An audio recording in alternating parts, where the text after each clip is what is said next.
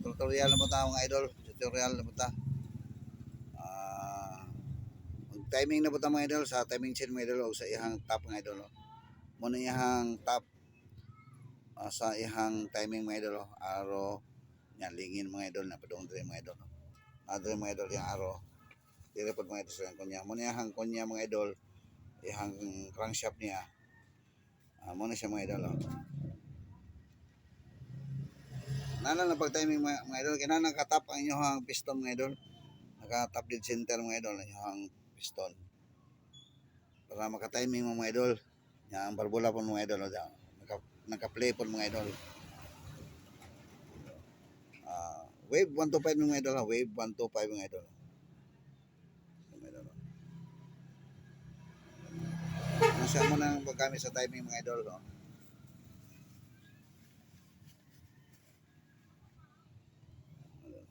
ano siya mga idol timing. Araw mga idol, sentro po rin mga idol.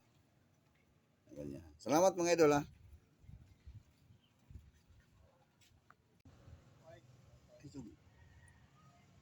Idol, mag-timing na po ta o ilis na timing chain mga idol niya. Ito'y timing mga idol ha sa 200 XLR mga idol. Muna yung kunya mga idol o drop key, yung crankshaft mga idol sa yung flywheel. Padung diri mga idol na yang araw mga idol. Antod na diri mga idol yung araw mga idol. Muna mga idol inana naka-top diri sa ihang head mga idol ihang baglis mga idol na may baglis niya. Muna siya mga idol naka-top siya niya. Top nimo ang yang piston. Top din center ang piston mga idol. Kaya naka-top siya para ma-adjust mo mataod mo timing chain mga idol nga dili siya mo mabawog ang barbula mga idol. So mao na to mga idol, nara mga idol Salamat mga idol.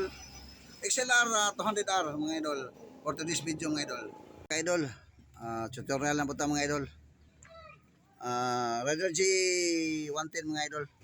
Ito lang mga idol. Ang ihang timing mga idol. Lagi punta sa ihang araw mga idol nya nailingin nga araw anto diri mga idol muna ihang kunya mga idol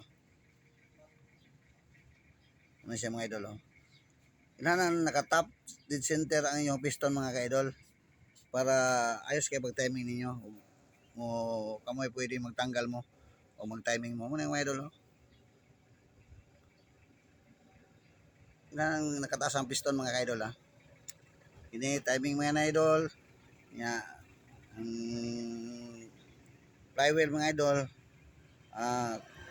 crankshaft mga idol sa timing muna yung mga idol tutorial lang mga ka-idol Salamat mga ka-idol. Mga idol Rider G110 mga idol.